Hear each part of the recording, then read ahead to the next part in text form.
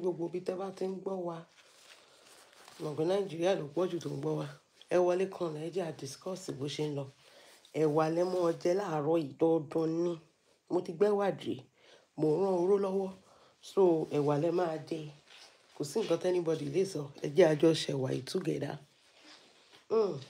Ẹ̀yin èèyàn mi bò ni. Ṣáláàfíà ni mo bá yín. A dẹ̀ kú oṣù November yìí. A kú gbogbo rògbòdìyàn tó ń ṣẹlẹ̀ nínú ìlú wa. Ọlọ́run ọba kó ṣàánú wa. Àbẹ́ẹ̀ rí wa báyìí. Ọ̀rọ̀ àǹtí mi Ṣọlá pé òun la mú wá sétí ìgbọ̀yín o. Because ọ̀rọ̀ yìí báyìí kò tiẹ̀ yé mi. Kò yé mi nǹkan táwọn èèyàn ń sọ. Èmi ti ní ẹ má wọrí, ẹ máa wọlé kanlẹ̀. Ó ti pẹ́ ta ti ṣe live. Ẹ jẹ́ a jọ ṣàwà yìí together. À ń rán oró lọ́wọ́. Àǹtí Ṣọlá pé ṣé body don't tell you? Ṣé your body don't tell you? Ṣára ti sọ fún yín. Ìjà ẹni sọ̀rọ̀. Ṣára ti sọ fún yín. Ṣé ti rí ń sìn? Ó ti pẹ́ tẹ́ tí ń ṣèkà. Ìkà tí wọ́n ń ká yín ń sìn báyìí. Ẹ wà lè take. Àwọn kan wà tó jẹ́ pé kò yé mi. I don't understand how our people used to behave like this. Mo mọ̀ pé most of our people wọn lọ́pọlọ náà initially. But that's not the point. The point remain, how are you saying wọ́n fẹ́ pa Lizzy? How? Let's be frank.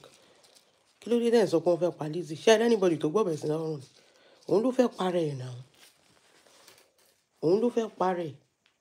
Ọlọ́run máa yẹn kéèyàn wálé ayé. Ilé ayé tó jẹ́ pé ẹjọ́ rírò ni. Gbogbo èèyàn ló ń ṣiṣẹ́ lójoojúmọ́ téèyàn bá ti jí. Ẹ̀wà yín náà iṣẹ́ ni o. Ẹ̀wà yín náà ni. Iṣẹ́ náà ni. Téèyàn bá ti jí léèyàn ń ṣiṣẹ́, òun ni ò ní sùn mọ́jú tó máa lọ from show to show. Ṣé gbogbo èèyàn tó bá gbọ́ ẹ ló máa dá lóhùn? Ṣé gbogbo èèyàn tó bá tarú ọjà ẹ ló máa dá lóhùn?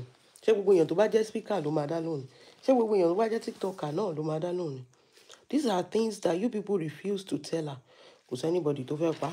Kí ni ikú ẹ̀ fẹ́? Kí ni ayé ẹ̀ gan dà fún yàn tá bá sọ pé ikú ẹ̀? Ikú ẹ̀ is just a waste of symmetry. Wọ́n á kàn waste epo sí ni, wọ́n á waste gbogbo nǹkan bẹ́yẹn. Ikú àǹtí Ṣọlá pé nìyí. Àǹtí Ṣọlá pé ẹ wá jẹ́ wà o, ẹ wá ti wà o, ẹ wo lóyin ilẹ̀ tún ni. A ti ń bá yín ṣà. Kẹ́ ẹ ti ẹ̀ ní ìsinmi. Kí ló dé tó jẹ́ pé Ọlọ́run bá gba ìsinmi lọ́wọ́ yín náà? Àǹtí Ṣọlá pé no, let's be frank. Kí ló dé tó jẹ́ pé ìsinmi, Ọlọ́run bá gba ìsinmi ní ọwọ́ yín? Ta lẹ ṣẹ̀? Kí lẹ ṣe? Jẹun sókè ní ìmọ̀ bíbá ẹ̀ kó lè wá comfortable dáadáa. Ta lẹ ṣẹ̀ náà? Kí lẹ dẹ̀ ṣe fẹ́ nìyẹn? Because we need to know èèyàn tẹ́ ẹ ṣẹ̀ yẹn. Ṣọ́kọ yín ni. Ká bá yín bẹ bọ̀dá láti. Pé bọ̀dá láti o, ẹ fàǹtí Ṣọlá pé lẹ́ o. Kì í ṣe dandan o. Ọkọ lẹ́jẹ̀ ẹ̀ kì í ṣe Ọlọ́run ọba o. Kọ́kùnrin máa jẹ́ kó máa jáde bẹ́yẹn lójoojúmọ́. Àwa náà ìwọ náà là ń copy náà. Oníta ló máa rí ẹ tí ò ní copy ẹ̀. O rí pé bó ṣe jí lóru, làwa náà ti jí lóru báyìí. Ta ti ń ṣẹ̀wà. At least àwa ti ẹ̀ ń ṣe nǹkan. Táyé máa jẹ. Àwa ò dúró síbẹ̀ ká máa gbọ́ ọmọ ṣépè. Ká máa gbé gbogbo èèyàn ṣépè. Ká máa sùn mọ́jú kí gbogbo ojú ti dúdú. Ojú ti gíràn tán. Ìwọ tó jẹ́ pé ọrùn sì ń dẹ́ ẹ láàmú. Ojú ẹ tún nìyẹn. Kò rí anything mọ́. Ẹ jẹ́ tẹ́ bá ṣe ń wọlé ẹ bá wa gbọ́ wọlé like button. Mọ̀ pé àwọn èèyàn ti sùn ní apá àbẹ̀yẹn. But it is well. Tó bá máa jí, torí ẹ̀ mo ṣe kí wọ́n pé ẹ káàárọ̀. Wọ́n máa rí tó máa ṣe ń jí. Ṣọlá pé ẹ̀wà tó máa jẹ orí. Mo ti bá ẹ rán oró ẹ lọ́wọ́. Kò ní ìdí kó rán oró mọ́ o. Jẹ́ ń bá ẹ máa rán bí báyìí. Tó bá ti ṣorí ibú tán, kó wá jẹ́ wà. Kí ló dé táyé ẹ̀ fi rí bẹ́yẹn náà? Ìwọ ló pè tó ní ẹ̀yin èèyàn mi. Welcome me to fracas o. Welcome me to fracas o. A dẹ̀ sọ pé okay, kò sí wàhálà. Ẹ jẹ́ a welcome ẹ lóòótọ́. Nǹkan tó wù ọmọ. Nǹkan tó bá wù ọmọ kò kí ń pọ̀ ọmọ àbí báwo lẹ ṣe máa ń pòwe yẹn. A dẹ̀ welcome ẹ pẹ̀lú ayọ̀ àti ìdùnnú. So fracas. Kí ló dé tó wá pé gbogbo Nàìjíríà pé kán wá gbà ẹ̀? I want to understand why. Why are you calling the whole Nigeria pé ẹ gbà mí o? Ẹ jọ̀ọ́ o. Ẹ gbà mí, wọ́n ti fẹ́ pa ẹ́. Ta ló ti fẹ́ pa ẹ́? Èèyàn yẹn gangan. Ṣé mọ ọ̀rọ̀? A mọ ibi tá a fẹ́ sá sí. Tó bá yẹ pé wọ́n fẹ́ pa ẹ́ lóòótọ́. Gbogbo wa máa mọ ibi tá a fẹ́ sá sí. Look at it very well. Àmì èèyàn tó sọ pé ó fẹ́ pa ẹ́. A rí evidence tó sọ pé wọ́n wálé ẹ̀ lóru ní 2 a.m. Ìwọ tá a mọ̀ dáadáa. O ò ní fún wa evidence kì. Ìwọ tó lè máa ní evidence ìyá èèyàn tó mọ̀. gbé 2 AM evidence yẹn jáde kó dẹ̀ tún gbé àwọn ọlọ́pàá náà tó rán wá lóru kó gbé gbogbo ẹ̀ jáde ká mọ̀ pé òkè story tó ń sọ yìí ó wà believable o ibi tán ti fẹ́ inject ẹ̀yẹn náà kó gbé jáde kó dẹ̀ tún lọ sí alágbọ̀n kó lọ sọ fáwọn ọlọ́pàá ń bẹ̀ kó sọ fún DPP àbí kílẹ̀ máa ń porúkọ wọn wípé wọ́n rán ọlọ́pàá wá pé wọ́n wá inject ẹ̀ gbogbo ẹ̀ ló máa ṣàlàyé ẹnu ẹ̀ tó bá débẹ̀ sórí gbogbo èpè tó ń ṣe yẹn wo kò káyé ó ti ṣẹ́jú bẹ́ẹ̀ lọ kò sí nǹkan kan tó fi ṣe yẹn ó ṣẹ́jú bẹ́ẹ̀ lọ kò sí nǹkan kan tó fi ṣe yẹn so àwòdì jẹun èpè sanra ni sórí lórí ọ̀rọ̀ ẹ̀ my dear sister no going back o no leave no transfer ibi báyìí la máa kú sí àwọn tí tó bá sọ pé ó ti sú ẹ ò ṣe mọ́ torí as much as we know now you sign the contract of fracas na you jẹ́jẹ́ ni fracas ń ṣe tiwọn ìwọ náà ló lọ tọpinpin wọn ò pè ẹ́ wọn ò ṣorúkọ ẹ̀ ìwọ ló sọ̀rọ̀ ẹ di fracalized person tó bẹ̀rẹ̀ sí fracas káàkiri tó tún jalè káàkiri àǹtí Lizzy kí ló ṣe yín ná ẹ máa ní sùúrù ayé ò lé bí eléyìí ilé ayé ò rí bí eléyìí tọ́nà bá tẹ̀ gbàdúrà yín tó bẹ́ẹ̀ gẹ̀ gan-an ṣé ìyẹn gan-an kó ti kọ́ ló yẹ kí ẹ máa wà fi careful ẹ mọ̀ pọ̀ tà pọ̀ wọ́n fẹ́ gbé yín ṣubú according to you lórí mi tẹ̀lé èèyàn tó rí yín sìn báyìí wọ́n fẹ́ gbé yín ṣubú wọ́n fẹ́ tì yín ṣubú wọ́n fẹ́ bà business yín jẹ́ wọ́n ṣe ẹ̀yin nìkan náà nà dẹ́n rí Dangote wà ń bẹ́ wọn rí ẹ̀yin nìkan tẹ̀ tó ń ṣọmọ Yorùbá tó jẹ́ pé wá yá èdè elédè ní ẹ yá ilẹ̀ onílẹ̀ láti successful àbí báwo lè ṣe ń sóyìnbó yẹn gbogbo èèyàn tó wà ń bẹ̀ wọn ò rí wọn ẹ̀yin nìkan náà dẹ̀ ń gbógun tì nílẹ̀ Yorùbá Aunty Lizzy no be juju be that Aunty Lizzy no be juju be that a lot of things we have to ask ourselves kí ló ń ṣẹlẹ̀ gangan kálẹ̀ ṣe ṣé láti lè ṣẹ̀ ní ká bá yín bẹ̀ kódà láti dẹ́rẹ̀ ibẹ̀ ló máa wà tó máa falálá kò ṣiṣẹ́ kó ṣàbọ̀ kówó oṣù ṣáàtì pé kíyàwó lọ ṣe content kó lọ ṣépè fáwọn ọmọ ọlọ́mọ kí láti ẹ̀ ń sọ láti gan tó jẹ́ pé wọ́n ṣépè fáwọn ọmọ tiẹ̀ gan ó jókòó síbẹ̀ náà ni ó sì ń jẹun bẹ̀ kódà láti ló useless jù lórí social media ọlọ́run kódà láti mímí ọtẹ́ ṣe mo máa ń béèrè pé ṣé ẹ̀ ti ẹ̀ lẹ́bí ni kódà láti ṣé ẹ̀ lẹ́bí ẹ̀ lára kò sẹ́nibọ̀dì tó lè béèrè pé ẹ̀pẹ̀lẹ́ ń bẹ̀ yẹn o kí ló ń ṣẹlẹ̀ ń bí báyọ̀ ẹ jẹ́ abáyín settle well you know there are some things tó yẹ kẹ́ ẹ ṣe tí mi gan wò pé ṣé bọ̀dá yìí is it for real you know is this man for real ṣé lóòótọ́ ni bọ̀dá yìí ń wúrú wà burúkú báyìí ṣé lóòótọ́ ni bọ̀dá yìí ń jẹ́ kí ọmọbìnrin máa wúrú wà báyìí ni ṣé understand okay téèyàn kan bá tẹ̀ ń disturb ìyàwó yín ẹ try kẹ́ mediate kì í ṣe òun ló yẹ ọ̀rọ̀ Fọlá tó gbé sẹ́nu ń sìn báyìí okay o ti bá mọ́ nímọ̀ ọjà o ti bá ọba ńlá jà torí pé ó ń taṣọ o ti bá ìbílẹ̀ jà torí pé ó ń talẹ̀ ṣé o tún máa bá Fọlá jà torí pé ó ń ta brown ni báyìí so kí nìyẹn ara nǹkan tí mò ń béèrè nìyẹn ṣé o tún máa bá Fọlá jà torí pé ó ń ta brown sí ni báyìí kí ni ń dún o ọkọ mi rẹ̀ sí ń bí báyìí kó bá mi wá wò oh okay so kí ló ń ṣẹlẹ̀ ayé ò le náà ayé ò le kí ló wà nù ayé táwọn wẹ̀wù irin àwọn àfilẹ̀ ayé àfi ń ṣẹ̀wà báyìí tó bá ti ṣépè ó ti ṣépè lánàá jọ òkú tèmi o jẹ́ sọ́ di everyday kó sọ́ di ṣe òrù mọ́ wa lọ́wọ́ àwọn èèyàn ń cash out ìwọ nìkan ló ń ṣorí ibú bẹ́ẹ̀ wọ́n ní mọ́nímọ̀ tó ti sold out mọ́nímọ̀ nìkan ló smart jù lórí social media yìí ẹ jẹ́ a lọ learn business idea from mọ́nímọ̀ wọ́n ní mọ́nímọ̀ ti sold out ẹ̀yin èèyàn I cannot even believe this nǹkan tá a ti rà tá à ń save owó pé tó bá di December fẹ́ lọ kó wọ́n ti sọ pé ó ti sold out wọ́n náà máa ní new collection again nù ìwọ nìkan ló ń ṣorí ibú ìjà ló ń jà kiri èèyàn tó ń bá jà gan fi ilé ayé ẹ̀ ó fi ń tajà ẹni yẹn tún ta gold ju ẹni yẹn tún ta costume ju ìwọ tó ń ta gold lọ báwo lèèyàn tún ṣe máa ra costume ju gold ẹ ló ń bọdẹ ẹ̀jẹ̀ mo ti rí Zimama wà lára àwọn èèyàn tó ń ṣe ẹ o Ọlọ́run Zimama wà lára àwọn èèyàn tó ń ṣe ẹ ó yẹ kó yẹgi fún ni because ó sọ pé mọ́nímọ̀ ó post báwo ló tẹ̀sí sọ yẹn náà ó ní mọ́nímọ̀ ó post jewelry kan 1 share péré ló wà ńbẹ̀ ṣùgbọ́n tó bá ti post ti yèyé mẹ́sàn more than 100 share ló máa wà ńbẹ̀ ṣé wọ́n sọ fún ẹ pé léètì yèyé mẹ́sàn yẹn ẹ káàárọ̀ màmá mú mi Àdùkẹ́ ṣé wọ́n sọ fún ẹ pé ti yèyé mẹ́sàn yẹn ṣé wọ́n sọ fún ẹ pé gbogbo èèyàn ló rà ni wọ́n kàn fi yèyé mẹ́sàn ṣeré ńbẹ̀ nítorí wọ́n mọ̀ pé ó ń bọ̀ wá já ńbẹ̀ ni wọ́n kàn fi ń ṣeré nìyẹn ó wá sọ pé yẹn tí yèyé mẹ́sàn mọ̀ nǹkan fi ṣe méjì péré gan lójọ ti Lizzy nù gbogbo ẹ̀ méjì péré lójọ ti Lizzy kí ló wá fogun ayé kí ló fogun ayé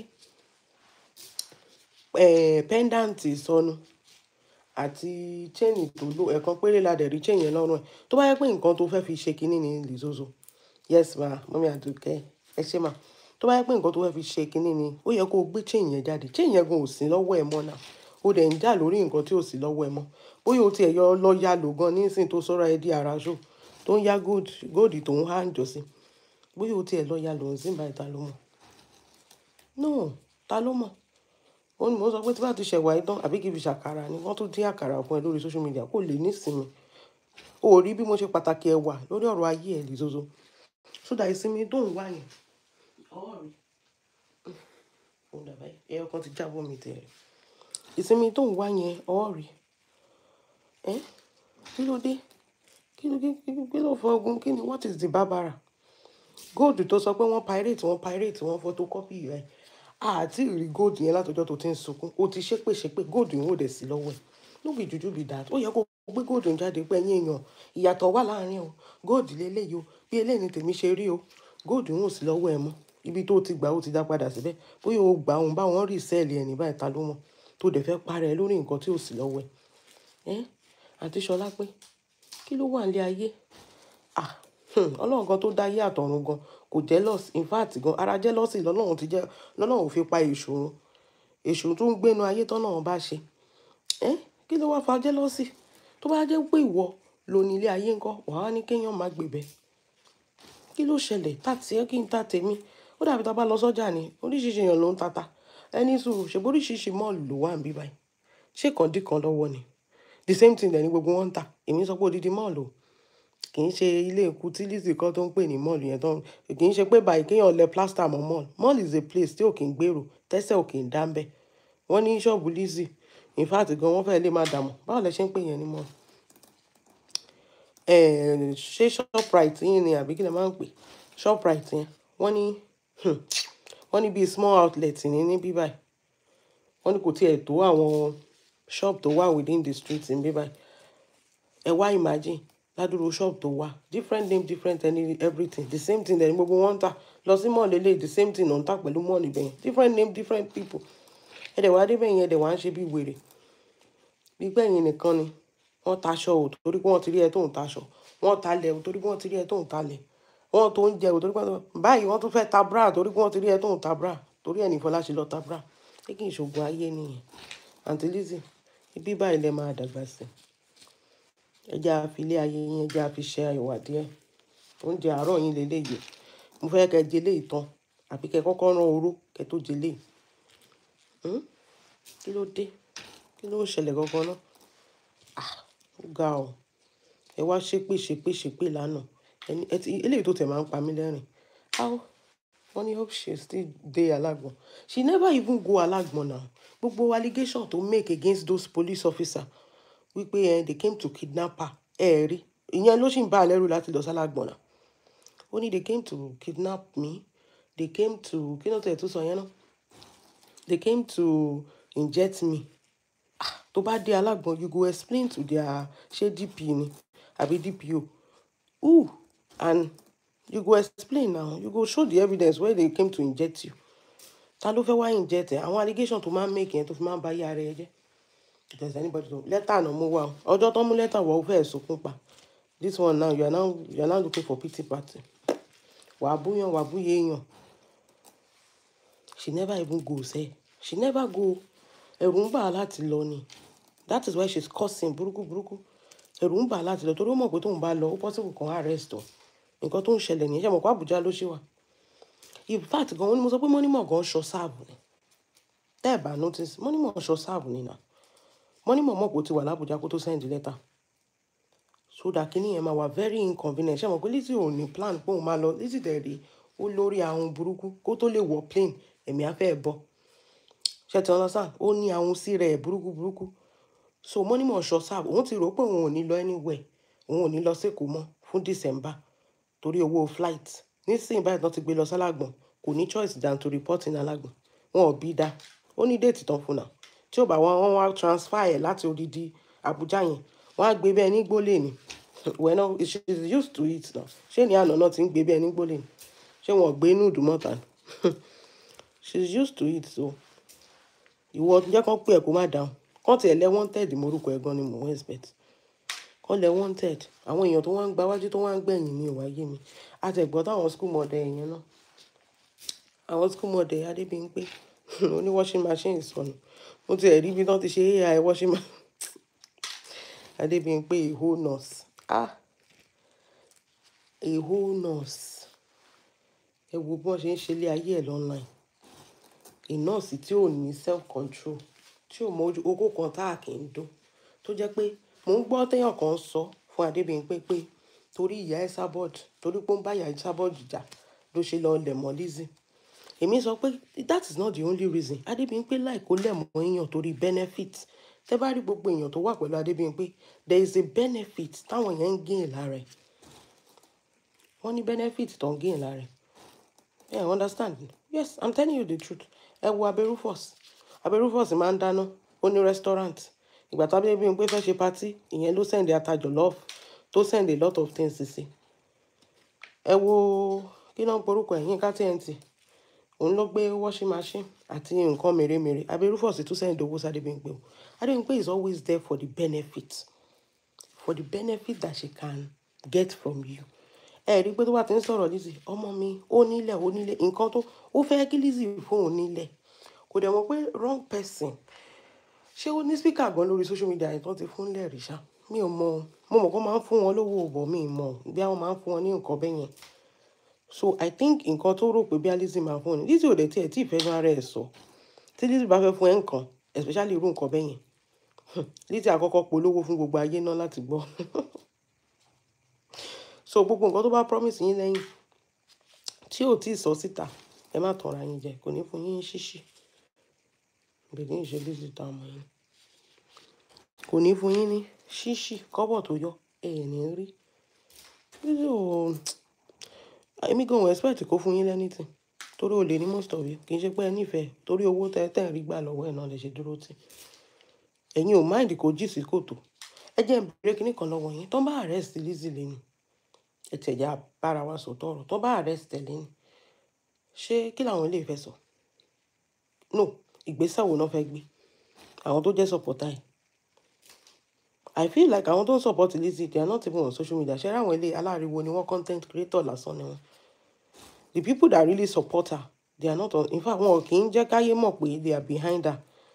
Wọ́n á dẹ̀ ti sọ fún pé tó bá jẹ́ kán mọ̀ pé àwa la wà behind ẹ̀, wípé ọjọ́ yẹn la máa kúrò lẹ́yìn. I think that's the only benefit Lizzy ń rí. And if you look at it very well, ó máa jẹ́ pé àwọn tí ò like Ìyábọ̀ ni. Tẹ́ bá notice, àwọn tó jẹ́ pé bí àwọn ti bá Ìyábọ̀ jà, àwọn yẹn ló máa wà lẹ́yìn Lizzy. Ẹ wo ló Aunty Kem. Mi ò bú yín Aunty Kem. Ẹ tẹ̀ ti wà lórí ọwọ́ yín lẹ́nu ọjọ́ mẹ́ta yìí, so ọ̀rọ̀ yín ò ń ṣe èbú mọ́. Èèyàn tó bá ti respect ara rẹ̀, ọmọdé ò ní disrespect ẹ̀. Ẹ wo ló Aunty Kem. Torí pé Aunty Kem bá Ìyábọ̀ jà ló ṣe ń affiliate mọ́ Lizzy o. Kò dẹ̀ wá mọ̀ pé Lizzy gan worst ju Ìyábọ̀ lọ. Tí ó ti yé ń sìn. So kò mọ̀ pé Lizzy gan ó worst ju Ìyábọ̀ lọ. Torí pé Aunty Kem bá Ìyábọ̀ jà ló ṣe lọ affiliate mọ́ Lizzy. Òun ló wà lára àwọn èèyàn tó ń fún Lizzy ní àwọn information kọ̀ọ̀kan torí pé ìyẹn tẹ̀ wá educated. So torí pé ó ń bá Ìyábọ̀ jà tó tún bá Priscilla jà. Mi ti ẹ̀ mọ̀ ti Priscilla yẹn tí gbogbo yín tó ń bá jealousy náà ni. Mo gbọ́ bí tó sọ pé Ìyábọ̀ ṣubú. Ó dáa bẹ́ẹ̀ náà. Ó ṣubú lọmọ ẹ̀ ṣe wedding tó tó yẹn. Ọmọ ẹ̀ má ti ra lé sí Nàìjíríà. Ọkọ ọmọ ẹ̀ má ti ra lé sí Nàìjíríà ṣe gbọ́. Àbẹ́ ẹ̀ ti gbọ́. Juma Jukes tí ò kì í ṣọmọ Nàìjíríà. Ó tún ṣáájú yín ra lé sí Nàìjíríà. Ìyábọ̀ tó ṣubú dẹ́ nìyẹn. Ó ṣubú kò lè dìde lóòótọ́. So a lot of things. Lizzy has done a lot on. Nǹkan tí mi ń sọ ni pé you cannot play the victim every time. You cannot always play the victim. one thing is one thing, yeah. You will always, you said they should welcome you to fracas. Mama, we told you and warned you, Joe, má lọ sínú fracas. Everybody begged you. Àwọn tó tún bẹ́ẹ̀ sọ̀rọ̀, tó jágbàlagbà, ó mú wọn bú. Ó ṣépè fún wọn. Ó tún sọ pé, ṣé ẹ rántí ni? Anybody tó bá sọ pé kó má ṣe show, ayé àbí anybody tó bá bẹ́ẹ̀ ayé ẹni yẹn ò ní dá. Ṣèbí bó ṣe ń sọ gbogbo ìgbà yẹn ni. Ó ní ayé ẹni yẹn ò ní dá o. Anybody tó bá sọ fún ẹ pé kinní kan ṣe kinní kan, ayé ẹni yẹn ò ní dá o. Ìgbà kan àwo kan o. Mo ní òkè, kò sí wàhálà. Ẹ jẹ́ a máa wo ibi tó máa bá dé. Nísìnyí wọ́n á sọ pé gbogbo èèyàn kọ̀ ẹ́ sílẹ̀. Jọ̀ọ́ kí ló fẹ́ ká ṣe fún wa? Ọ̀rọ̀ ìdàbọ̀rọ̀ àwọn Regina yẹn. Regina gbà yẹn, wọ́n sọ pé ká face ká mind the business wa. Àwọn máa sunkún no private jet. I dey mind the business wa. Nísìnyí tí Regina jáde, ó ní why is the word silence? Ẹ jọ̀ọ́ ṣé ilé ayé Regina là wà ni? Ẹ̀yin lẹ máa sọ pé ká mind the business wa, ká má dá sọ́rọ̀ yín, ká fi yín sílẹ̀. Ó mú gbogbo Yorùbá, ó mú wọn bú. Ó mú pastor, ó mú wọn bú. One thing that Lizzy failed to understand is that sórí Yorùbá jẹ́ àwọn kan, wọ́n jẹ́ group of people tó jẹ́ pé tó bá ti ń yájú sí àwọn tó jù ẹ lọ, religion leader, àbí ṣé religious leader, ẹ jẹ́ àmì lóyìnbó, religion leader bí àwọn pastor nǹkan kan, àwọn àgbààgbà bí elderly, ìyá èèyàn, bàbá èèyàn, ṣe ti understand ẹ̀sìn, tó bá ti lè ń yájú sí wọn, my dear, wàá máa kanlẹ̀kùn àánú ò ní rí o. So to you, you will think that the Yorubas are ganging up against you. But ẹ̀kọ́ ilé ni, wọ́n lè má kọ́ ẹ ní ìlú tó ti wá. But to Yorubas, kò sí ni. Tó bá ń báyàn jàgàn wọn bí ẹ̀dá kó rí ìyẹn nìyẹn kó má kí. Àfi tí ìyẹn nìyẹn bá kọjá ìyá rẹ̀ náà tóun náà ń fún ẹ ní attitude o. Táwọn náà ń ṣe bí kinní o. But wọn bí ẹ̀dá kó rí ìyẹn nìyẹn kó má kí. Ara gan máa lọ ẹ bákan. Táwa sọ pé kó máa gbé, kémi àti yín máa jà báyìí kí máa gbé fọ́tò ìyá yín wá. Ó bú mi, mo bú tèmi padà. Èmi máa feel like pé àwọn tí ò bá kàwé tàbí tó hàn rí ilé ayé rí, àwọn ló máa wá family èèyàn, èmi àti ẹ máa jà. Màá gbé fọ́tò àwọn ọmọ ẹ jáde, màá ṣépè fún wọn. Màá gbé fọ́tò ìyá ẹ jáde àbí bàbá ẹ máa.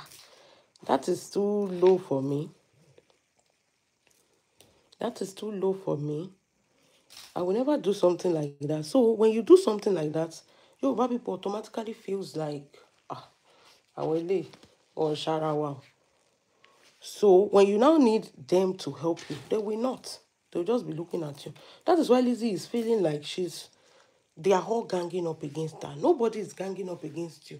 But once you cross some lines in Yoruba culture, ṣé mo pé o kì í sharawa, so o lè ní training yẹn dáadáa.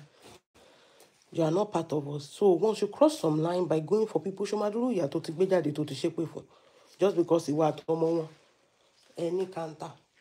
Use your words with people. Don't bring their mother. Ìyá yẹn, àwọn ìyá tó gbé jáde yẹn, kì í ṣẹgbẹ́ wọn náà. Wọn ṣẹgbẹ́ ẹ̀ náà. They are older than you. Wọ́n ti rí ilé ayé ṣáájú ẹ̀, gbogbo nǹkan tó lè ní. Wọ́n ní tọmọdé bá tẹ̀ láṣọ bí àgbà. Ṣó lè lákìsà bí àgbà ni?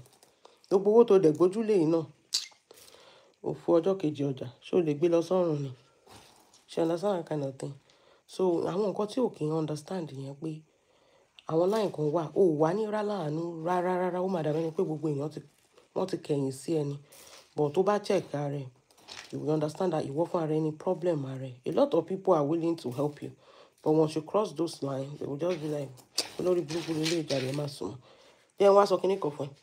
Àwọn tó refuse láti máa help ẹ, kì í ṣe pé wọ́n like Ìyábọ̀ Òjó àbí wọ́n support Ìyábọ̀ Òjó. Ibi tó ti wá ní problem ni. In fact, jẹ́ kí n sọ fún ẹ, a lot of likeness tí Ìyábọ̀ Òjó nílé ni. Ìwọ ló tún fà. Most people go like Ìyábọ̀ Òjó tẹ́lẹ̀. That's the truth. Oh, like Ìyábọ̀ Òjó tẹ́lẹ̀.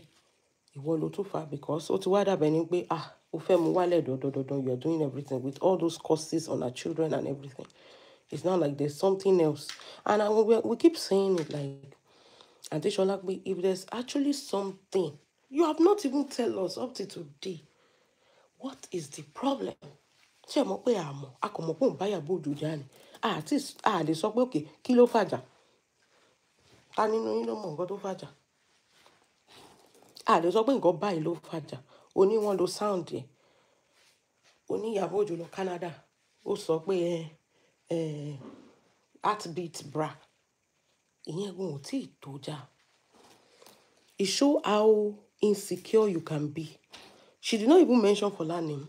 She did not mention a sabot name. She just say, ah, ẹ̀yin ará Facebook, wàhálà yín pọ̀. Àwọn kí ló ń pè? Àwọn celebrity, wọ́n wo social media. Ta ni ò kí ń wo social media? Káwa gan tó bẹ̀rẹ̀ sí ṣe social media. Àwọn celebrity gan, they too, they need to be entertained. Nǹkan tó bá ń ṣẹlẹ̀ lórí social media, they are always there. Ó dà mo ti ṣàdọ̀tí mọ́. They are always there. They too, they love the entertainment. They love the gbas-gbos. Gbas-gbos nílé ayé now. Nílé ayé will be boring without gbas-gbos. That is just it. They love the attention. They want to know what's going on. They want to know all those things. Because that is it. Life is boring already. So you need something to entertain you as you go. Let us pay more attention to these beings.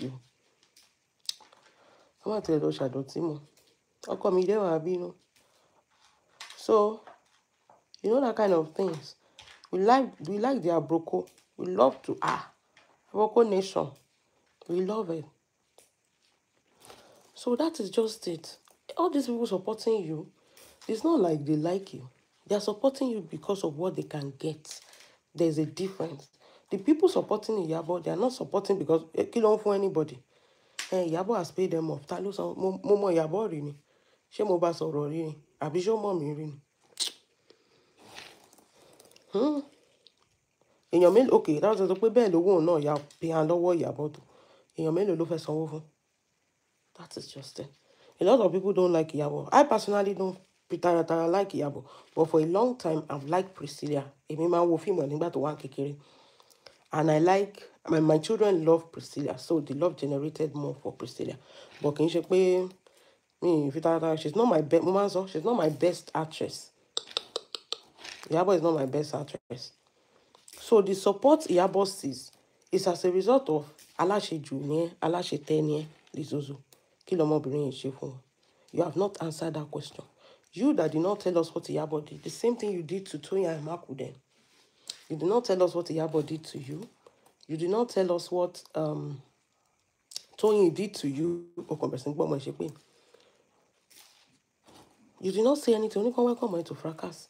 Now you are now pinning the pie of Baba Suwe on Iyabo Ojo. Àwọn nǹkan kan wà tó jẹ́ pé èmi gan ó ń shock mi pé ẹ dẹ̀ sure pé ẹ ní ìdá ti gbé àǹtí lọ sáró báyìí. The pie of Baba Suwe. Ó ṣe mú ikú Dẹ̀jọ́ tún fúlù náà sí náà. Because I want to understand. That's what they did for Baba Suwe. Who did what for Baba Suwe? Baba Suwe is a legend. That's one thing we cannot take away from him. And he's an older man. Tágbàlagbà bá ti dàgbà, wọ́n máa ń re bí àgbà ń rè ni. So how is Iyabo will be killing like that? Ṣé Aunty Iyabo ẹgbọ́n náà wọ́n ní ẹ̀ kì í ṣe actress ayakila ní. Á dẹ̀ máa wọ different ilé. Á dẹ̀ lọ máa pààyàn. Ṣé ìbọn ló fi pa wọ́n ni àbógún wọn pa látòjú oorun? Because I want to understand that part. Òun náà ló tún pín ikú Mohbad lé lórí. Ikú ìyá ẹ̀ náà tó sọ pé Iyabo Ojo ló pààyàn fún ẹ̀. Oríṣiríṣi paranoia nìyẹn o. You are paranoid. Health ẹ ó ń ṣe kínní. Sórí Aunty Kemi gan ò ní mental problem. Ìwọ ló ní mental problem because Aunty Kemi, she's just trying to revenge. You have to understand anything because she has issues with Iyabo. So she's trying to revenge on Priscilla. But ìgbà tó rí pé kò make sense gan, she stopped. Once in a while, no. You have to understand. But still, no. She stopped. But she was constant. We are always consistent. The same spot the same spot. The same thing. It's the same thing. Now. They are always doing the same thing. They will Aunty Shola pé ó máa jí ní 4 o'clock. Ó máa rán oró. Ní 4 o'clock. Aunty Shola pé ẹ máa rán oró káàkiri. Ta ló bá ti yín jẹ́? Èèyàn tó dẹ̀ rán oró fún ẹni yẹn sùn falala. Tẹ́yìn bá máa jí gbogbo ojú yín dark eye circle. Ó ti máa round di ojú yín gbogbo ẹ máa dúdú báyìí ní odidi èèyàn pupa. Kí n mọ kíní kan pé you are not a person that's supposed to stress. Ọlọ́run ti fún yín lówó. Ẹ̀yin lẹ fúnra yín lálàáfíà. Owó máa ń bring àlàáfíà ni. But Ọlọ́run ti fún ẹ lówó. but ìwọ ló fún rẹ lálàáfíà. One thing you don't understand is that, understand it, when you stress because you are rich, it automatically tells on you. Nǹkan tó yé ni. Torí pé olówó tó bá ti wà stress, ẹsẹ̀kẹsẹ̀ ló máa turn on you. So tó bá jáde, lọ́jọ́ yẹn tó sáré jáde, ó tó sáré sá padà, ó sáré lo glasses. You don't make up, you don't bathe, you don't do anything, you don't even brush your teeth. Ó tún sọ pé ó wọṣọ òdì. Ó ń wọṣọ òdì fẹ́yàn tó náà bá ń protect. Why do you think your courses doesn't work? Lizzy jẹ́ sọ kíní kan fún ẹ. Ó lè pa gbogbo èèyàn lé ayé torí bó fẹ́ gbélé ayé. Kàkà bẹ́ẹ̀ ó máa para ẹni. And when you know too much in this world, you will end up paying. You will not enjoy life. That is it. Sórí àwọn nǹkan tó gbé sọ́kàn ni ò jẹ́ kó gbádùn ayé tó fi rò pé gbogbo èèyàn fẹ́ pa ẹ́, gbogbo èèyàn wọ́n gag against ẹ. Because you didn't let go. You carry burden. Àjàgà tó gbé sọ́kàn ti pọ̀ jù. Ní àjàgà mi sì fúyẹ́. Gbogbo ẹ̀ sì wúwo sọ́rùn ẹ̀. Jésù ti parí gbogbo ẹ̀. Ìwọ ló tún gba gbogbo ẹ̀ ló tún gbé sórí. O gbé ikú bàbá Sòye, o gbé sọ́kàn. O gbé Bra Fọlá, o gbé sórí. O gbé ìyá Mọ́nímọ̀, o gbé sọ́kàn. O gbé Láti àtàwọn ọmọ ẹ̀, o gbé sọ́kàn. Báwo lo ṣe ní tètè kú àbí ò ní kóbó? Ó máa kóbó náà, sister mi. Let's go. Àtàwọn tó ti ṣẹ̀ sórí gbogbo àwọn tó ṣẹ̀ pátápátá ló gbé sọ́kàn. Ó ní gbogbo àwa tá àti ẹ̀ṣẹ̀ gan, gbogbo àlọ́ sọ pé òun rí. Ó gbé Alábìkẹ́, ó gbé sọ́kàn. Before I forget, ẹ jọ̀ọ́, mo ti ṣe lánàá in case ẹ̀yin tẹ́ ẹ bá gbọ́ lánàá. Ẹ jọ̀ọ́ bá mi follow Alábìkẹ́ o. Ó ti wà lórí YouTube o. Ẹ bá mi follow Alábìkẹ́ o. Mo like content ẹ̀, ó funny náà bọ̀. Èmi tẹ̀ ń ṣe torí àwọn ọmọ ẹ̀. Ṣé mo pé single mother of 3 ni. So that mo máa ń rí oúnjẹ tó máa ń fáwọn ọmọ yẹn. Oúnjẹ yẹn ò gbádùn. Náà dárí jì mí. Ẹ jọ̀ọ́ ẹ bá mi follow ẹ lórí YouTube. Ọ̀fẹ́ ni subscribe o. Kò sówó ń bẹ̀ o. Ẹ kàn click subscribe button. So that wọ́n á lè sanwó náà fún lórí YouTube. So that òun náà á lè tọ́jú àwọn ọmọ yẹn dáadáa. Mo pa àwọn ọkùnrin wa yìí. Káfà wọn wọ́n lẹ́nu. Ọkùnrin mi ò tiẹ̀ mọ ibi tó ọmọ ẹ súnmọ́ jù. So wọ́n pọ̀ ń bẹ̀ ṣáádùn. But ẹ bá wa follow Alábìkẹ́ lórí YouTube. Alábìkẹ́ TV lórúkọ ẹ̀. Ẹ máa rí ń bẹ̀. Content ẹ̀ náà máa ń... Wọ́n ní Alábìkẹ́ aka kí ló ń pè yẹn náà? Kí lẹ máa ń pè kíní yẹn náà? Mo ti gbàgbé o. Ó ṣàpè lórúkọ kan pé Pharaoh, low budget Pharaoh. Low budget Lizzy l'Alábìkẹ́. Content ẹ̀ náà wà okay. So Zozo, how many court case before December end? My dear sister, how many court case you tó máa ní o? How many court case ló ti dà báyìí? Torí àwa tẹ̀ ti lose account. Gbogbo èèyàn ṣe rere ní ayé. Ìwọ rèé. Ìwọ àti court ní lójoojúmọ́. Ọlọ́run jọ̀ọ́ o. Má sọ ilé ayé mi di ilé ayé Zozo o. Mi ò mèèyàn tó ṣẹ o.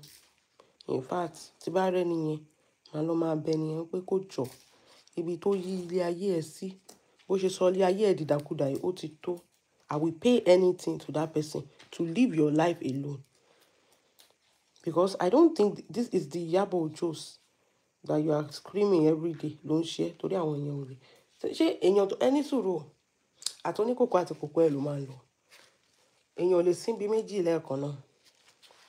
Èèyàn tó bá fẹ́ gbógun ti ilé ayé ẹ̀, òun náà máa jókòó tí ẹ lọ́rùn nìyẹn. Bọ̀ ibi ó lẹ ti ń rí Iyabo Ojo, pátì ló ń lọ. Ṣé rí Iyabo Ojo bí pé ó ráyè ti Zozo? Èèyàn tó bá fẹ́ gbógun ti ẹ, òun náà kò ní sí ní kíní o. Kò ní sí nílé o. Kò ní sí ní ìta o. Inú ilé náà máa jókòó sí o tó máa fi iná ọmọ ẹ lábẹ́ o. So a dẹ̀ ń rí Iyabo Ojo ń pátì kiri. Tó ń tínú ẹ̀ ń dùn káàkiri. Báwo ló ṣe máa wá jókòó sórí ọ̀rọ̀ ẹ̀? Lizzy, you are too paranoid.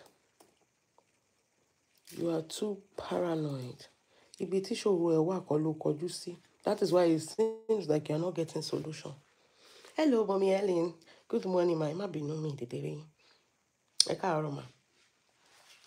Ibi tí ṣòro ẹ kọjú sí ibi tó gún ẹ wà ibẹ̀ kọ́ ló kọjú sí o, àwọn tó ń jẹ́ ẹ lógun.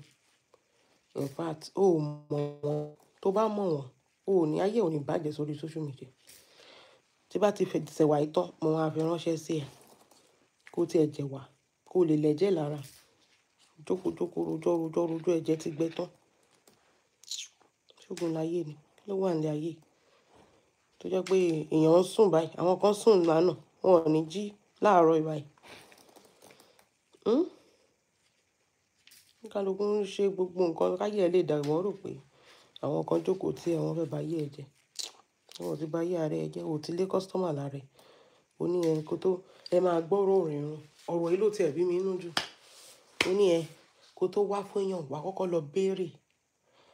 Wà kọ́kọ́ lọ sọ́dọ̀ babaláwo, sọ́dọ̀ babalábúlé. So definitely nǹkan tó ń sọ ni pé àwọn kọ́sítọ́mà tó wá rajà lọ́wọ́ ẹ̀ wà kọ́kọ́ lọ béèrè ilé ayé wọn náà. So that gbogbo owó tán ní orí ẹ̀ náà máa rún lé lórí. Is that not what you're saying? Ìwọ tó lè máa béèrè torí pé òun bá yàn jà tó ń béèrè nípa ẹni yẹn. So tó tí kọ́sítọ́mà bá rajà lọ́wọ́ ẹ̀ wà á mórúkọ ẹni yẹn lọ sílé babaláwo náà. Wà á kọ́ lọ wò pé ṣówó wà lọ́wọ́ ẹ̀. Ẹ bá mi dè é mọ́lẹ̀. So that kò ní lè lọ. Ọ̀dọ̀ mi ni kó ná gbogbo owó ọwọ́ ẹ̀ sí. Ẹ jẹ́ kó lọ máa gba loan. Ẹ̀yin tẹ́ wà nílùú òyìnbó ẹ jẹ́ ṣọ́ra yín. So wọ́n máa ń ṣe kíní yẹn dáadáa ní Nàìjíríà. Even pastor gan máa ń ṣe ní Nàìjíríà. Wọ́n máa jẹ́ kó lọ gba loan. Tàfọ̀ṣẹ́ náà máa fi bẹ́ẹ̀ sọ̀rọ̀ lórí fóònù. Wọ́n á jẹ́ kó lọ gba loan kó máa rún sórí wọn. Ẹ jẹ́ ṣọ́ra yín. Àwọn nǹkan kan wà tó jẹ́ pé you have to stay away from people when they show you who they are. Ṣé wọ́n force ẹ kó tó sọ̀rọ̀ ọ̀rọ̀ yẹn sí? Ṣé bẹ́ẹ̀ nu ara ẹ̀ ló fi jábọ́? Ibi tó ti ń tutù kùtù ló tú àṣírí ara ẹ̀. Tó bá yá sọ pé òun ò ní customer. Wọn ò jẹ́ kó òun ní customer. Nǹkan tó sọ yẹn lásán gan. Ṣé customer ò ní ferege? Kò ní fẹsẹ̀ fẹ́. Wà á lọ máa béèrè nípa èèyàn. Ní society tó wà yẹn. Wọn kò wọ́n kì í fojú rere wo èèyàn tó bá ń ṣoògùn. Ní society tó wà yẹn. Ènìyàn kọ́kọ́ fẹ́ lọ béèrè torí pé òun bá yàn jà.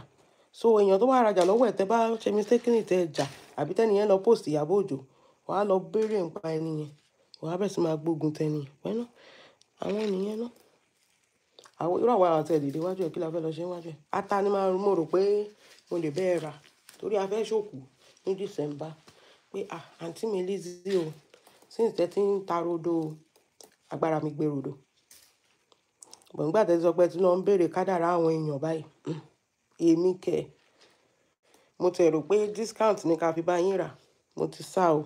Ẹ má bínú. Èmi ti fẹsẹ̀ ìfẹ́ o. Kẹ má tún lọ máa béèrè. Kẹ má lọ wú òkú ìyá mi. Kẹ má lọ máa ṣòwò kiri. Òkú ìyá mi rádà jàre. Kẹ má lọ fi máa ṣe ògùn owó kiri. So Aunty Lizzy ẹ pẹ̀lẹ́ o. Ẹ tún ti fẹnu kọ́ ń bẹ̀ yẹn báyìí. It is well with you. Ẹ jọ̀ọ́ tẹ́ bá mi pé bọ̀dá láti ẹ ní sùúrù. Ṣé ẹ rí Fọlá lately? Ṣé ẹ rí bí Fọlá ṣe? I think I'm understanding the problem. Ṣé mo pé téèyàn bá ti wo Yorùbá fíìmù náà púpọ̀ jù. Tẹ́ ẹ notice pé tá bá ń wo Yorùbá fíìmù every time. Ṣé mọ̀ pé ó máa ń affect wa mentally tá máa wo pé kí ni gbogbo rádaràda yìí. Ṣé mi nìkan mi ò tiẹ̀ kí ń wo Yorùbá fíìmù anymore. Yàtọ̀ sí pé àwọn celebrity tá fẹ́ support. Mi ì tiẹ̀ kí ń wò mọ́. Àbí celebrity tí bá like. Tẹ́ bá notice pé tó bá wo Yorùbá fíìmù at the end of the day ó máa dàbẹ́ ni pé memory ẹ̀ tún decrease díẹ̀ sí. Ẹ notice. Ó máa ń ṣẹlẹ̀ sí mi o pé bíi pé ọgbọ́n tí mo tún ní ó tún yòrò lọ. Bíi pé kò sí nǹkan kan tó lè kọ́ ní Yorùbá fíìmù. So ẹ wá imagine àwọn tó ń ṣe fíìmù. Bọ́ọ̀ ṣe ní lọ́pọlọ. She used to think that because the way she acts gbogbo ọ̀fọ̀ tẹ́ máa ń pa Yorùbá fíìmù yẹn skit lásán. Tó bá wá bí o ṣe rò pé inú fíìmù wọ́n sì pé 1 2 3 action bí o rò pé inú fíìmù ló ṣe wà. Tó sì ń ṣe fíìmù tó fi wá rò pé bíi pé we are not afraid of all that. Yes, people are always afraid of juju. But then jẹ́ n sọ fún ẹ Lizzy o lóògùn. Kó tó sọ pé o gbé wa wò àwa náà ti gbé ẹyẹ wò náà. Okay ní sùúrù ṣòro pé o máa ṣerú ìyàbọ̀ yẹn kó máa ṣépè fọmọ ètò tó yẹn. Òun náà ò ti ní wọlé sọ̀rọ̀ ẹ̀. o rò pé o máa ṣépè fún mọ́nímọ̀ tó yẹn, ìyá mọ́nímọ̀ ò ti ní ìwọlé kó ti jáde sọ̀rọ̀ ti ẹnìkan. O rò wo tí ojú abẹ́ ń jọ sí tó jẹ́ pé o ṣépè fún ìyá ojú abẹ́, tó ṣépè fún ojú abẹ́, tó ṣépè fún àwọn ọmọ ẹ̀ tí ìyá ẹ̀ jáde pẹ̀lú àfa. Ṣo rò pé lásán ni? Ìyá ọmọ àfa yẹn, ṣo rò pé àwọn ìyá ẹ̀ náà máa jókòó? Àbí ìyá Akeem wọ́n máa wò ẹ̀ràn? Bó ṣe ń gbé àwọn èèyàn yẹ̀wò náà làwọn èèyàn náà ń gbé ẹyẹ̀wò náà. Bẹ́ẹ̀ làwọn èèyàn náà gbé ẹyẹ̀wò. So ogun ẹ ò lè ṣiṣẹ́ because ọwọ́ ti pọ̀ jù lára ẹ. Ibi tó mọ̀ dé, ibi tó dé, èèyàn tó bá dé oko bàbá ẹ̀ tó sọ pé oko bàbá mi ló tóbi jù, tó bá dé oko bàbá ẹlòmíì ẹ̀rù gan máa bà ẹ́ pé ibi tí wọ́n mọ̀ dé, ibi tán lè mú ẹrìn dé lórin dé yẹn. Àwa wọ́n bí wa sínú ogun ni. Okay, ṣó ní ọmọ Yorùbá kan tán ní nǹkan tán sìn nínú family wọn. Kò ní ìdí kó bá wọn sìn, o lè máa send owó kan máa ṣe sacrifice. So torí irú ọjọ́ báyìí tó bá wá ní ìdí wọn ẹsẹ̀kẹsẹ̀ ló máa pè wọ́n tó dẹ̀ máa jẹ. Wọ́n á kàn sáré báyìí ẹni. Ẹ rò pé lásán ni? Wò ó Lizzy, sórí gbogbo ibi tó ti fẹnu kò ti pọ̀ jù. So ogun ẹ kò sógun lọ́wọ́ ẹ̀. Wọ́n ti gbé ìwọ náà yẹ̀wò bó ṣe gbé àwọn èèyàn yẹ̀wò yẹn náà ti gbé yẹ̀wò. Wọ́n ti rí pé kò sí nǹkan kan, ariwo nìkan ni, ariwo lásán ni music. Nísìnyí báyìí ojú lásán kọ́ léèyàn fi ń gbọmọ lọ́wọ́ èkùrọ́. Oníkálukú ti dọ́gbọ́n sọ̀rọ̀ ara ẹ̀. So ìwọ náà bring it on. At the end of the day, ìwọ ló gbé nǹkan dání tó jẹ́ pé ọwọ́ máa ń bà every time. Ṣé o ti gbàgbé ni? Ilẹ̀ Yorùbá. Yorùbá, jẹ́ n sọ kíní kan fún ilẹ̀ Yorùbá. Ogun láti bá tèèyàn jẹ́ ló easy jù. In fact, ogun láti bá tèèyàn jẹ́ ó easy jù láti ṣoríire nílẹ̀ Yorùbá. So nǹkan tí mo sọ fún ẹ pé ibi tó mú ẹ dé ló mọ̀. Ibi tó dé, ibi tó mọ̀ ló pọ̀ jù. My dear, ibi tó mọ̀ ló pọ̀ jù. Tó máa mú ẹ dé Ìjẹ̀bú Òde lásán, my dear, wá sọnù. Ó láwọn kankan bí ní Ìjẹ̀bú Òde. Tó bá mú ẹ dé bẹ́ẹ̀, ìwọ gan wà tún kíra fún ogun. Kí ló ń sọ yìí? Tó mọ̀ kò ń pè lẹ́fọ̀ọ́. Ìwọ ló wá ń fẹ́ pé ìhàlẹ̀ mọ́ wa. Wọ́n á ń fẹ́ pé ìhàlẹ̀, òun halẹ̀ lásán ni. Ìhàlẹ̀ ni, that is it. Everybody náà ti sà ẹ́, wọ́n ti rí pé ìhàlẹ̀ lásán ló ní náà. Ìhàlẹ̀ tó dẹ̀ níyẹn, àwọn client ẹ ló ń bà lẹ́rù. Kì í ṣe irú àwa yìí báyìí. Ó yá gbé lọ anywhere tó bá fẹ́ gbé lọ náà. We are here. Ibi tó bá fẹ́ gbé lọ ni kó gbé dé. Ṣé bó ti gbé dé bẹ́ẹ̀? Ibi tó yẹ kó ti kọ́kọ́ mọ̀ pé wọ́n gba ẹ̀ ni. Wo ti Priscilla yẹn. Wo ti Priscilla. Kí ló ṣẹlẹ̀? Ó sọ pé oògùn kì í ṣiṣẹ́ ńjọ́ kan. Oògùn tí ó jẹ́ ewé ẹ̀ ló kù kan. O mọ̀ pé ibi tó wù yẹn ti jáde nìyẹn. Kí ló ń pè lóògùn nǹkan tó máa ṣiṣẹ́ lẹ́sẹ̀kẹsẹ̀ ni? Tí èèyàn tó ń ṣoògùn fún ẹ bá sọ fún ẹ pé oògùn kì í ṣiṣẹ́ lọ́jọ́ kan. Ọmọdé bojú ẹ̀rìn burúkú, oògùn yẹn ò pé ni. Sàká máa ń jẹ iná gbélé ẹ lọ́wọ́. Àwa máa ń mú ẹ débi tó ti ń ṣoògùn. Tó jẹ́ pé o máa rí báyìí, o máa dàbí májíìkì lójú ẹ̀. Oògùn abẹnú gọ̀ǹgọ̀ tó jẹ́ pé ẹsẹ̀kẹsẹ̀ ló ń ṣe. Lizzy, you dey dull yourself now. Orí pé gbogbo èèyàn kan wọ ẹgbẹ́ ọ̀rẹ́ fílẹ̀. Àwa kan wà nípa kan wọ ẹgbẹ́ ọ̀. Ẹnu nìkan ni jàre, kò sí nǹkan kan. Wọ́n mò ń sọ fún ẹ pé rán oró ẹ̀. Rán. Ṣé gbogbo nǹkan tó bá mọ̀ pé o lè ṣe. Kò sí nǹkan kan tó máa ṣẹlẹ̀. Rán oró ẹ̀. Kàkà bẹ́ẹ̀, wọ́n ní kàkà kí ilé ẹ̀kú ilẹ̀ àṣà. Kàkà bẹ́ẹ̀ kó ṣẹlẹ̀, orí ẹ̀ ló ti máa dáhùn. Wọ́n ní wèrè dáhùn finally gbọ́n, ṣó ti lọ ni? Mi ò mọ̀. Mi ò tiẹ̀ rí. Èmi ṣáà rí pé ó ń sunkún ṣépè online. Mi ò mọ̀ bó ti lọ. Kí ló wá bá bọ̀? Ẹ jẹ́ kó ṣe show kó sọ pé nǹkan tó ń bá bọ̀. Èmi ṣáà rí pé ó képe bẹnu ni. Á lọ, á tún padà lọ. I think the problem the police in Nigeria have is that when there is a case, they always be like, ẹ jẹ́ àkọ́kọ́ settle ẹ̀ náà. Ṣé rí ọ̀rọ̀ SOSO yìí? Tẹ́ bá rí pé àwọn cyber crime yẹn, mo sọ kíní kan jọ kan, nígbà tí àwọn cyber crime yẹn tó ń ṣe live, tí woman kan, it was so annoying to that woman pé ṣé yìí people wọ̀nyí tó wáyé pé Tinubu náà bú ń sìn báyìí, ẹni yẹn ò ní lo 24 hours kẹ́ ti máa gbé. Ẹ dẹ̀ rí yàn tó jẹ́ pé gbogbo ìyá everybody ló ń bú lọ́nà kò tiẹ̀ bú wọn gan, ó ṣépè fún wọn ni. àtọmọdé àtàgbà dẹ̀ sọ anything ẹni torí pé Ìyábọ̀ ò tí file complain ó ní ó dàbẹ̀ nípa àwọn yẹn gan fẹ́ jẹ́ kán pàdánù ṣe ti understand ẹ̀sìn tó bá yẹ pé wọ́n bú Tinubu wọ́n máa gbé ẹni yẹn ẹ worú èébú wo náà sì bú kí náà ń porúkọ ẹ̀ Ned tó rán private jet pé kán wá gbé Regina's brother ó rán private jet látàbújá pé kán wá gbé ọmọ yẹn látẹ̀kọ́ káwọn ọlọ́pàá gbé torí pé wọ́n fẹ́ transfer case yẹn lọ sábújá ó dẹ̀ gbé private jet wá pé kán wá fi gbé kán arrest ẹ̀ kán gbé lọ sábújá just imagine. Èmi feel like deep down wọn ò fẹ́ ṣiṣẹ́ Ìyábọ̀ Òjó yẹn ni and it's shocking to me because if you look at it Ìyábọ̀ Òjó mọ a lot of people ṣe bóun la rí pẹ̀lú Governor Adeleke njọ́sí she knows a lot of people maybe she's not ṣé mo àwọn kan wà tó jẹ́ pé they just stay on business ó lè jẹ́ pé nǹkan tó ń ṣẹlẹ̀ ni because tó bá yẹ pé ó yẹ kó lo ọwọ́ agbára this person is influential she's connected ọlọ́run tí ẹ̀ ní mọ̀gbà tó máa rálísìm ọlọ́run maybe she only stay on business with people she don't put her problem on people where do you need this problem than one crazy person that is causing your daughter máa gbé wèrè dànù nǹkan tó bá ní máa fi ṣe kí ṣe rò pé Lizzy gan dúró ni I think she's not using the power she's supposed to use nǹkan tẹ́mi rí lọ́rọ̀ Ìyábọ̀ Òjó ni because if she has done it wọ́n á ti gbé Lizzy kò sí nǹkan tó anybody lè sọ fún mi wọ́n á ti gbé kò tí ẹ̀ ní rónú àwọn tí ò ṣe tó yẹn gan wọ́n gbé ẹ wo kí lórúkọ bọ̀bọ̀ tó lọ ṣẹ̀wọ̀n tó gbé placard lọ sáàrin ọjà tó sọ pé Ìyábọ̀ ló pa Mohbad tó ń parọ́ òṣì ṣé wọn ò gbé ni wọ́n máa ṣe release ẹni ó máa ti lò how many months ní prison wọ́n máa ṣe release ẹni so èmi feel like bíi pé Ìyábọ̀ ò fẹ́ lo power tó ní this person is friends with Seyi Tinubu even before his father become a president so kí ni Ìyábọ̀ máa fẹ́ gbà tí èmi ò mọ báwọn tí Ìyábọ̀ ṣe ń ṣe bẹ́ẹ̀ yẹn I think she's not using her power well connected well influential and one crazy idiot think that she can curse your daughter wọ́n sọ pé ìjọ́jì kan wá sọ pé òun throw case yẹn out of the court òun ò sọ pé ó yẹ kẹ́ bá wa gbé orúkọ judge yẹn jáde àtàwọn ọmọ ẹ̀ káwá wò bí ó máa throw case yẹn tó wáyé pọ̀ ọmọ tí ẹ̀ náà wọ́n ẹ̀ pé fún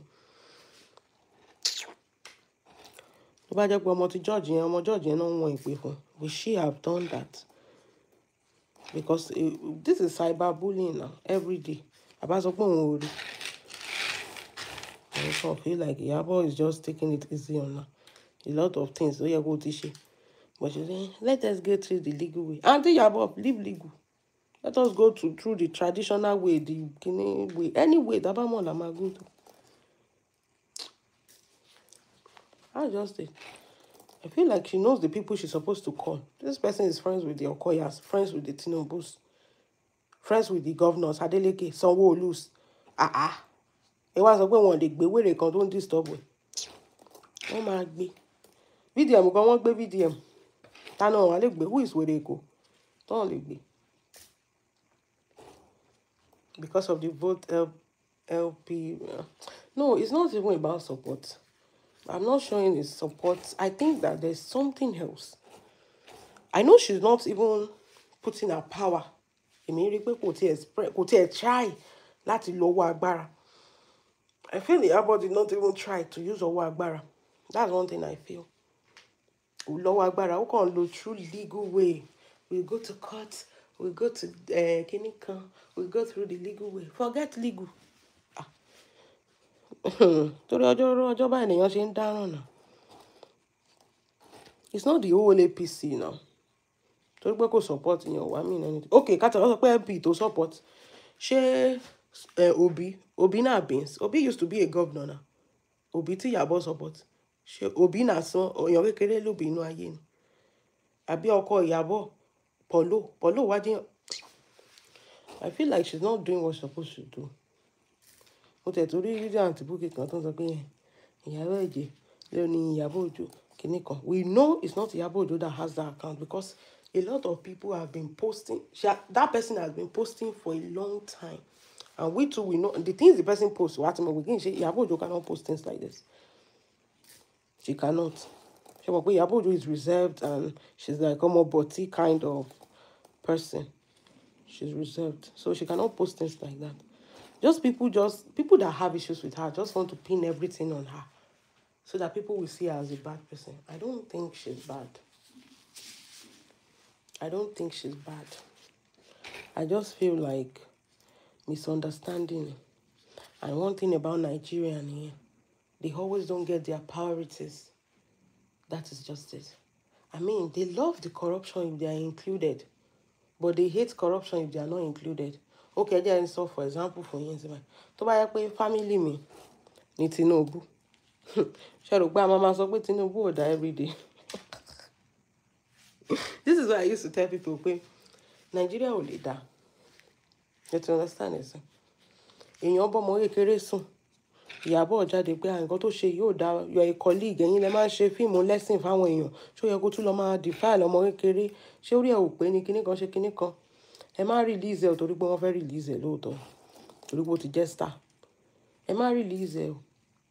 Ìyábọ̀ náà bàjá. Èèyàn tó bọ́mọ sùn, wọn ò bá. And what's this matter with Aunty Aduni àti Oríyọmí Hamzat? Ọ̀rọ̀ wọn bọ́mọ sùn náà ni. I mean, Nigerians, Ọlọ́run. Èmi ò kì í ṣe princess o. Ẹ má rìn dọ́dọ̀ ọmọ tèmi o. Àwa ń lò bọ́n bí o. Ìbọn wà o. And it's legalized. If you try that, wá ti dé the other side. Èmi máa fọ́ gbogbo kórópọ̀n ẹ̀ ni o. And yes, someone is backing her up. Yes. And I think the person backing her up, Mommy Ellen, you're right, is somebody that has issues with Iyabojo. That is why when that issue with VDM happened on the voice group and everything, and they going to the cyber clinic or suing of that Ushe and all of that, I'm like, she doesn't need to create enemy with the police because we need the police now. And Ikoni Bugun, they are all like a cult. Don't you understand this?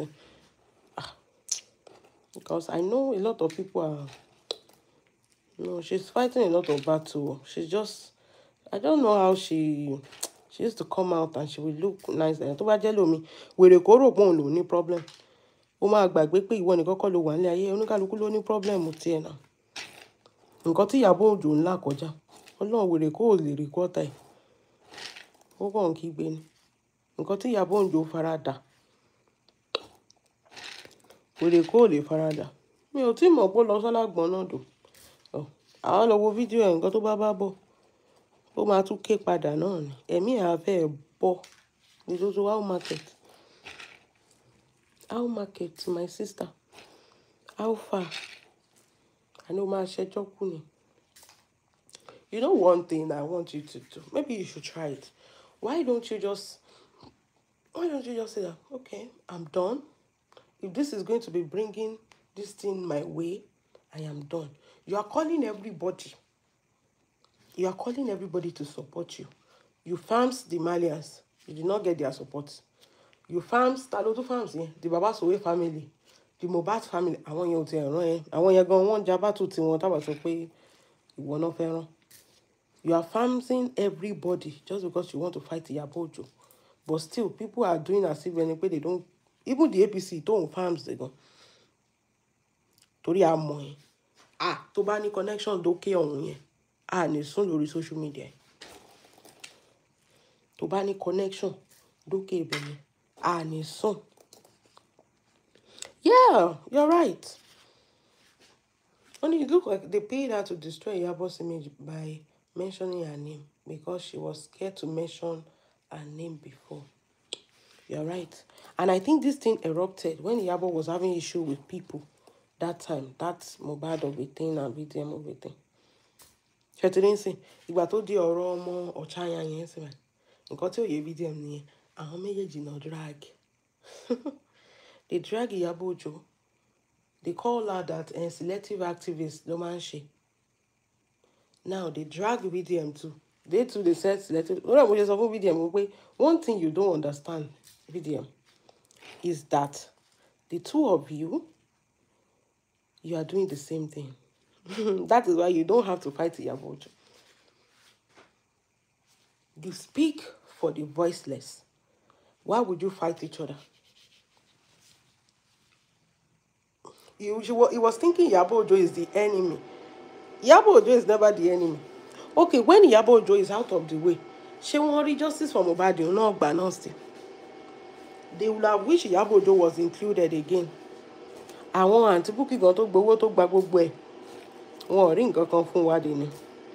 Àwọn tó pé Iyabo Ojo ni òun ló hinder justice for Mohbad.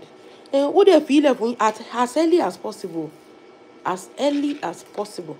No kúrò justice for Mohbad yẹn kẹ́ lè rí nǹkan tí yín ṣe. Still no. Nothing. Ó kàn wó pé owó. Bísí náà wá gbé gbogbo ẹ̀ parí pé Ìyábọ̀ ló pa Mohbad. How now? Ìyábọ̀ ló pa Mohbad. Kì tún ṣe ìyàwó Mohbad mọ́. Kì tún ṣe Liam. Kì tún ṣe Àdúrà.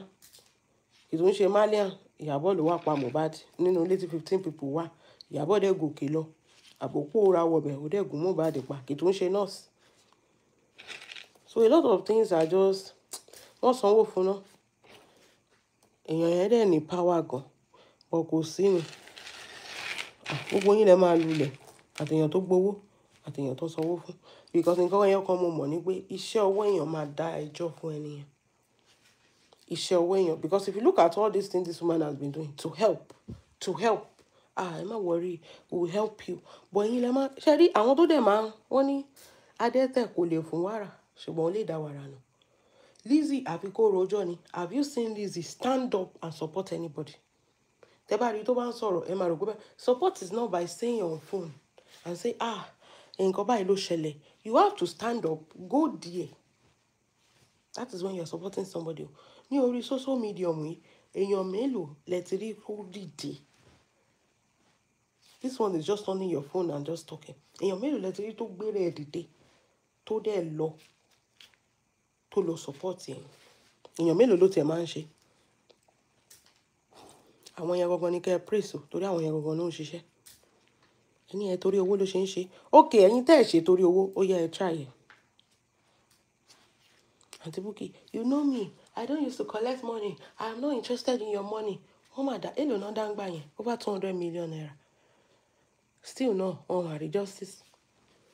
Ìgbà tó wọ́n dẹ̀ dáwó mọ́, Aunty Bukky ya ajá pa. Torí owó ni gbogbo àwọn tó kù ṣe ń ṣe. Bukky dẹ̀rẹ̀, Bukky ò tiẹ̀ dìde kó tiẹ̀ sọ pé nǹkan báyìí ló ń fẹ́ ṣe. Ojú kan ló ń jókòó sí inú kitchen yẹn nìkan náà. Èèyàn tó wá dìde, tó gbé owó ara ẹ̀, tó gbé ara ẹ̀, tó dìde, tó lọ. Èèyàn yẹn wá léèyàn burúkú. Èèyàn yẹn lẹ́ni bí. Ṣé mo how many times tọ́mọbìnrin yẹn lọ police station? Even gan, VDM gan ò dìde kúrò lójú kan rí gan. Bí a sọ pé until after ìgbà tán dáwó fún VDM ló ṣe bẹ̀rẹ̀ sí ń jáde. Inú yàrá yẹn nìkan náà ni. Until ìgbà tán dáwó fún VDM tó bá ń ṣe kéèsì, most of the case somebody send me this thing, kò dìde kò investigate kò ṣe gbogbo ẹ̀. Torí even gan sometimes gan tó bá sọ pé òun jà fún yàn, kò sí yàn tó bá fún lọ́kọ́ tí ò ní roko sọ́dọ̀ ààrẹ. One thing mo fẹ́ kẹ́ mọ̀ ní tó bá sọ pé òun jà fún yàn, ẹni yẹn. Àwọn èèyàn tó ń jà fún sometimes gan wọ́n ṣe èrè ju èèyàn tó ń bá jà lọ. I swear. So you will not get the full story. VDM always get one side of the story. And when you see that the story is juicy, it's just jump. From the beginning, Iyabo Ojo don't listen. You saw Ijesha there that day. There was a camera set because Ijesha has been doing that thing for a long time. Iyabo knew. Princess knew. They set a camera to be sure that you do it. And wọ́n set here up ni. Ṣé camera yẹn ló sọ fún Ijesha pé kó lọ máa láka ọmọ yẹn, kó máa fọwọ́ tẹ ọmọ yẹn lára. Camera or no camera. Ó dàbí pé tá bá lọ bank, mo máa sọ kíní ni. Tó bá lọ bank, ó lè fò sórí counter. Kó bẹ̀rẹ̀ sí ní pé kó máa kówó sínú báàgì ẹ̀. Wọn bí ẹ̀dá torí pé mo wé camera wà ńbẹ̀. Even gan tí ò bá sí camera, tí camera gan ò bá ṣiṣẹ́ gan, you will just be like, you will comport yourself when you go to a bank. Just imagine. You comport yourself. But ó délé onílé, ó lọ ń bọ́ ọmọ wọn sùn bẹ́ẹ̀. Ẹ wá sọ pé kó má jà. VDM will only listen to one side of the story and do his own conclusion because he loves a juicy story. His fans are always like, they want the juicy part of the story. They want his own opinion. Though, but if you look at it very well, Tẹ́ bá rí pé gbogbo ìjà tó bá ń jà gan tó ń bá yàn jà, at the end of the day, the person betray me. Ẹ wo ti Mercy Chinwo àti ti Easy. At the end of the day, I cannot even believe that they settled like that because the fight was never even like that. You thought it was like that. The fight, èèyàn tó bá fẹ́ wá rojọ́, kò ní rojọ́ mọ́ra ẹ̀ lẹ́sẹ̀. We them always listen to one side of the story and pick a side. He always listen to one side of the story. But sometimes, things are not the way it seems, though. Things are not the way it seems. So, issues will always come up, especially if somebody is just like, don't worry, go and meet with them, don't worry. They will not tell you what they did. There's a part of Malians. Yes, they have issues. At the same time, there's a Mohbad is an innocent boy. No, it's not. Because before the Malians start beating you, they follow the Malians too, they beat people before. So, they are all guilty. There's a woman guilty. Yes, she could have acted well as a wife. Your husband is bleeding and is dying or something is going on. You will forcefully take him to the hospital. There are so many things. But it's just like and the only person that even did the right thing, now the person that they blame today, let us assume Mohbad, the only person that brought this matter up, that made this possible, now Yabojo. Now the Yabojo they put for Wala today. After everything, the Mohbad burying his son, the woman, they did not take him to hospital, the boy died, the nurse did not do test, the nurse just injected him, Mohbad buried the son and everything. The only person that tried to do the right thing, now the person you they blame today. They created a group. Of course, there will be a group to make sure things are carried out well. You didn't enter that group. That is why you cannot blame Yabojo. BDM could have just entered that group or ask instead of attacking these people. You can't just assume that people are bad if you don't ask questions. You can't just assume that people are bad if you don't ask questions. Okay, Iyabo Tonto. Explain your side of the story.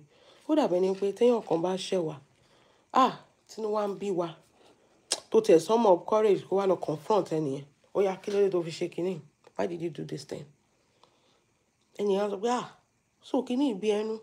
Kiden she boro she ri niyen. Be. Show mo pé nǹkan tó ń bí ẹnu yẹn wá wò pé òótọ́ mà ni, I was just angry for no reason. Kiden she boro yẹn she ri leleyi o. That is one thing VDM is failing to understand. It's failing to understand that there is always another side of the story. So VDM, Iyabo don't know something about what Pai Mohbad. Iyabo don't try to cover what Pai Mohbad.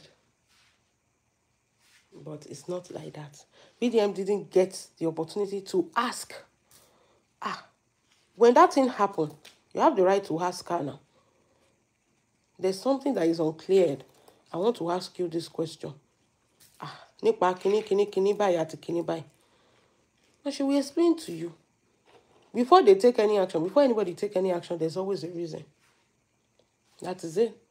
And she go explain to you, say, my brother, you know, be like that. So now this thing, now he may make we do. But yeah, if it's Iyabo going to explain for before you call that failed actress. You better not do to mama. So there is a group that was created. We have a group that was created and blah blah blah blah blah. And this is what we do in the group. Understandable. But when I no ask anything, when I not do anything, when I just assume that she knows what's inside there and they are trying to cover it up. Òkútí yóò ti wà lọ́wọ́ ìjọba. Kí ló fẹ́ cover it up? Wọ́n fẹ́ cover it up náà push pé kó lọ assume òkú. Ilé tí dídì sọ pé Mohbad died inside fracas.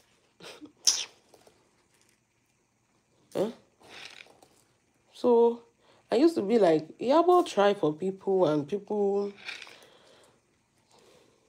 doesn't feel like that because Nigeria are wired that way. Nigerians are a set of people that they don't even know who is fighting for them and who is fighting against them. And I'm not sorry to say that. A lot of Nigerians, they are confused set of people. Confused. ìwọ tó ń help wọn náà tún máa bá jà. Imagine tó bá yẹ pé Ìjẹ̀ṣà ṣì wà free. Ẹ máa dúró ọmọ tó ti máa bá sùn. That is it. Tó bá yẹ pé wọn ò mú gbà yẹn tó fi ilẹ̀. Àìsàn yìí ò kì í kúrò lára bọ̀rọ̀ náà. Ṣé ẹ mọ̀ ṣá? Èèyàn tó bá bá ilé ìsùn á tún padà látún lọ bọ́ ọmọ mi sùn. Bọ̀ nísìnyí tó tilẹ̀ ti mọ́ ọba tó dẹ̀ ti ṣẹ̀wọ̀n. Ẹ jọ̀ọ́ kí ló dé fẹ́ kó ṣẹ̀wọ̀n ni? Ẹ jọ̀ọ́ tẹ́ bá mú olè, ṣèbẹ̀ wọ́n náà máa rán olè lọ. Ibo lẹ wá fẹ́ kọ́ rán èèyàn tó dó ọmọ ọlọ́mọ, ibo lẹ fẹ́ kọ́ rán lọ. Tí ò bá ṣẹ̀wọ̀n kí lẹ fẹ́ kó ṣe? I'm sorry, ẹ má bínú, ká kàn dáríjì bẹ́ẹ̀. So that ọjọ́ mi á tún lọ tún ṣe. Á tún sọ fún yín pé ọmọ yín ló máa wá dé oníjọ́ mi. Máa tún sọ fún yín pé I'm sorry. I love Ìjẹ̀ṣà. I used to love Ìjẹ̀ṣà's movie. But my dear, we call a spade a spade. Even if you're an actor, you are a human being like us. In fact, we made you actor. So o lè máa bá àwọn ọmọ wa sùn. Ká wá sọ pé torí pé o jẹ́ actor. Àwa kọ́ la sọ ẹ́ di actor ni. Àwa kọ́ la wo fíìmù ẹ ni. Àwa máa fi opportunity yẹn torí pé o jẹ́ actor, wa máa fi bá àwọn ọmọ kéékèèké sùn. Kò sí nǹkan tó jọ o. Tó bá ṣẹ̀, ìka tó bá ṣẹ̀ lọ́ba máa ń gé. Tó bá mú ọmọ kékeré tó bá sùn, my dear, ibi tó bá gbẹ̀yìn ayé ẹ sí, ìwọ ló mọ̀. Because obìnrin pọ̀ ńlẹ̀, olóṣù tiẹ̀ tó pọ̀ dáadáa. Actor dẹ̀ ni ẹ̀gan wọn ò tún ní gbowó lọ́wọ́ ẹ̀. Òun bá ìyá sóhun bọ́ ọmọ sùn. So if you look at it very well, this Iyabo Ojo is actually doing something good for the community, but una no go see am like that. Una go see, ṣe kinní kan. Ṣé òun nìkan ló wà ńbẹ̀? Okay, ó ti kúrò ńbẹ̀ ńsìn báyìí ta lẹ tún rí. VDM gan tẹ́ ń pè gan òun gan ò jẹ́ mọ́. Mo tẹ̀lé yàn kan tó ń drag VDM pé òun message ẹ̀ kò dá wọn lóhùn títí tẹ́ni ẹ fi kú. Money dey play. Do you think heroes are many like that? Or people that we voice out are many? Amen, amen. Mommy Doris, I saw your comment now. Do you think heroes are many like that? It's few people who are brave enough to stand up for other people. Hope you know. Few people who are bold enough to stand up for other people. Kì í ṣe gbogbo èèyàn ló lè jẹ́ hero. Irú èmi ìbáyìí kí ló ṣe mí tí máa kú fún yín? Abẹ́ ṣe èrè ni. Everybody face your life. And you will see Nigeria, they will win. Nobody is coming to help us. Nobody is coming. Any so, ẹ jẹ́ n sọ kíní kan sí. Irú ọ̀rọ̀ Regina yẹn tó sọ pé I don't know why the world is sleeping. So nobody is going to talk about this thing. Look at VDM. Tó bá jẹ́ pé èèyàn míì ni wọ́n gbé, VDM máa jáde. But because VDM has issues with Regina, feeling like, okay, whatever Regina might have done, Ned ò ní right láti lọ fọlọ́pàá máa threaten family ẹ̀ kó máa fọlọ́pàá gbé àwọn àbúrò àtẹ̀gbọ́n ẹ̀. But VDM will not talk you because it's per Ned. He's still shifting the blame on Regina. Ọkọ àti ìyàwó máa ń jà dáadáa. VDM just speak a side of the story that, this one will suit the public or it will sound nice in the ears of the public. That is what VDM used to do. That is what he used to do. And it's not wrong for his own choices, but is anybody going to call out that injustice? You just say, Panel, you're not supposed to do that. Tó bá jẹ́ lómi bó ṣe máa máa rànjú tó máa máa ràn ṣan lélẹ̀. So God tell me sọ nìyẹn pé now who is the hero now saving you people? Who is the hero saving you people? Everybody go learn the hard way. On sọ fún yàn. Ẹ jẹ́ kó ní kálukú face life. If anything happen to you, it's your life. Ẹ wo Dorcas náà ń jọ sí. Ya help èèyàn. Ṣùgbọ́n ló sọ èèyàn míì bá help wá.